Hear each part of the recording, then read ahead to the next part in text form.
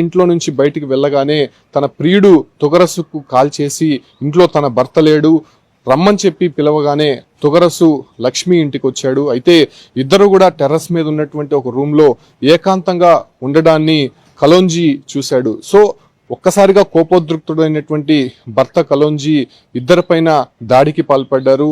పక్కనే ఉన్నటువంటి వేట కొలవలతో మొదటగా తుగరసుని అతి దారుణంగా తల నరికి మొండాన్ని తలాని పూర్తిగా వేరు చేశాడు. ఆ తర్వాత భార్య లక్ష్మి పైన కూడా కోపం పెంచుకున్నటువంటి కలోంజీ భార్య లక్ష్మిని కూడా అతి దారుణంగా తల మొండెం వేరు చేసి నరికి చంపాడు. అయితే వాళ్ళిద్దరిని హత్య చేసిన తర్వాత మొండ్యాలని టెర్రస్ పైనే ఉంచి ఇద్దరు తలలను కూడా ఒక బ్యాగ్ లో వేసుకొని కలోంజీ తన బైక్ పై వెళ్ళాడు. అయితే మలై కొట్టడం అనేటువంటి తన గ్రామం నుంచి కూడా కళ్ళ